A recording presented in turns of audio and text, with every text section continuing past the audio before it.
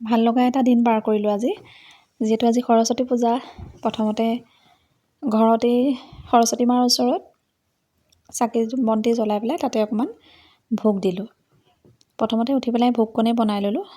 ভোগ বনাই পেলাই সেই মাৰ ওচৰত এনেকৈয়ে যিখিনি পাৰোঁ নিয়ম কৰিছোঁ আৰু বিশেষ নাজানো যদিও সেই সৰস্বতী মাৰ ফটোখনৰ ওচৰতে তাই কিতাপ দুখনো ৰাখিছোঁ। চাকি ধূপ জ্বলাই পেলাই এয়া সেৱা কৰিছোঁ। সেৱা কৰি পেলাই এয়া চক অৱস্থা। সদায় মই গোঁসাই ঘৰত সোমালে সেৱা কৰিলে তাই মোৰ পিঠিত উঠি জঁপিয়াই থাকে। সেইটো কাৰণে ভিডিঅ' কৰি থৈছোঁ পিছত চাবলৈ হ'ব বুলি। সদায় মই সেৱা কৰিলে তাই পিছত উঠি দিয়ে। তাৰপিছতে এতিয়া আগতেতো আমি সৰস্বতী পূজাত যেতিয়া স্কুল কলেজত পঢ়ি আছিলোঁ তেতিয়া ভাল লাগিছিলে। তাৰপিছত বিয়াৰ পিছত মানে মোৰ সৰস্বতী পূজাত তেনেকৈ যোৱাই হোৱা নাছিলে। এওঁলোক অফিচলৈ ওলাই গৈ যায়, কাৰ লগত যাম, ঘৰতে থাকোঁ। এইবাৰ কিন্তু দুনাৰ কাৰণে আচলতে স্পেচিয়েলি যাবলৈ পালোঁ। তাই যিখন অংগনবাদী স্কুলত গৈ থাকে সেইখনতে আমাৰ পাতিছিলে। এয়া তালৈ বুলি ওলাই আহিলোঁ। আচলতে তাইক এতিয়া নতুনকৈ এডমিশ্যন দিয়ে স্কুলখনলৈও মাতিছিলে, কিন্তু যিহেতু অংগনবাদীখনত তাই ডেৰ বছৰমানেই গ'ল ন অংগনবাদীখনলৈ।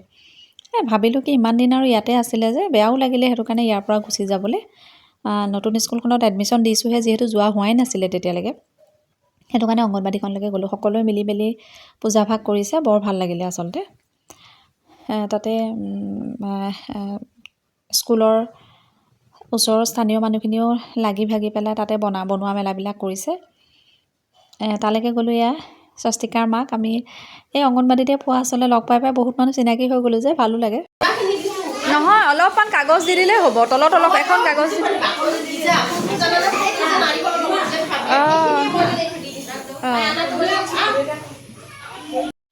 সেই পূজা ভাগৰ পৰা আহি পেলাই আমি আমাৰ ওচৰতে থকা আৰু এখন বিদ্যালয় মানে স্কুললৈ আহিলোঁ, হাইস্কুললৈ আহিলোঁ, বুন্দা হাইস্কুলত। তাত গৈ পেলাই অকণমান আচলতে ছোৱালীজনীৰ কাৰণে আমাৰ দুনাৰ কাৰণে বিদ্যাৰম্ভ কৰোৱা হোৱা নাছিলে কাৰণে তাতে নিয়ম কৰিলোঁ।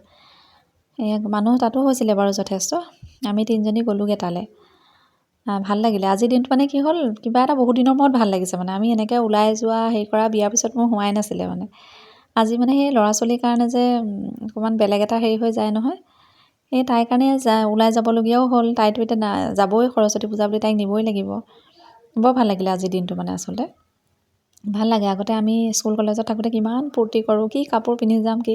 কিন্তু আমাৰ টিকলিজনীক মই এতিয়ালৈকে মেখেলা চাদৰ পিন্ধোৱা নাই। দাদাৰ ছোৱালীকেইজনীক মেখেলা চাদৰ পিন্ধাই দিছে, ইমান মৰম লাগিছে সৰু ল'ৰা ছোৱালীবিলাকক। কিন্তু আমাৰ এই মানে বৰকৈ সামৰিব নোৱাৰে আৰু নিপিন্ধে, পিন্ধিবলৈ বৰ মন নকৰে কাৰণে পিন্ধাই দিয়া নাই।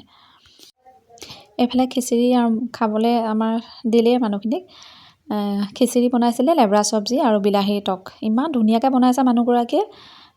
স্কুলৰে মানে মানুহ এগৰাকী, কোনোবা ৰিলেটিভছৰ মানুহ এগৰাকীয়ে বনাইছে। মোক মানে ইমান টেষ্ট হৈছে খাবলৈ। মই তেখেতক কৈছোঁ আপুনি আগতে বনাই চাগে, তেওঁলোকৰ ঘৰত শিৱ পূজা পাতে বোলে, শিৱ পূজাত হেনো তেওঁৱে বনায়।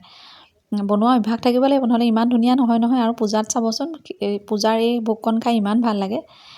একদম আমাৰ দুনায়ো খাবলৈ লাগি গৈছে, কিন্তু নাখালে। অকণমান এনেই চেলেং মেলেং কৰি পেলাই থৈ গুচি আহিলে। ঘৰতে আহি পেলাই তাইক খুৱাইছোঁহি। বৰ ভাল লাগিলে পূজা ভাগ। মানে বৰ ধুনীয়াকৈ আয়োজন কৰিলে আৰু বনোৱা মেলাবিলাকো বৰ ধুনীয়া হৈছে। মানে ভাল লগা এটা দিন পাৰ কৰিলোঁ। আৰু হৈ গ'ল আজিৰ দিনটো। আপোনালোকে কেনেকৈ পালন কৰিলে জনাব। আমি ঘৰ আহিলোঁ আৰু।